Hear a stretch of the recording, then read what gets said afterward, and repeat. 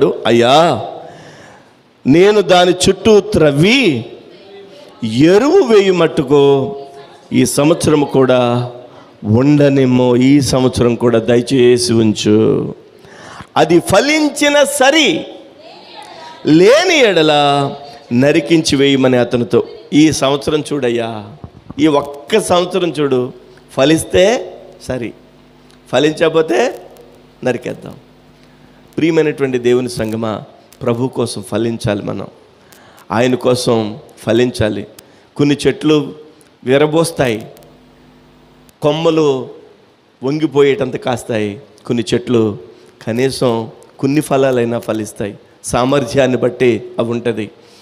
మనం దేవుని సన్నిధిలో ప్రభు కొరకు ఎన్ని ఆత్మలను ప్రభు కొరకు సంపాదించగలిగాం అనేటువంటిది ఒక పెద్ద ప్రాముఖ్యమైనటువంటి అంశం. అది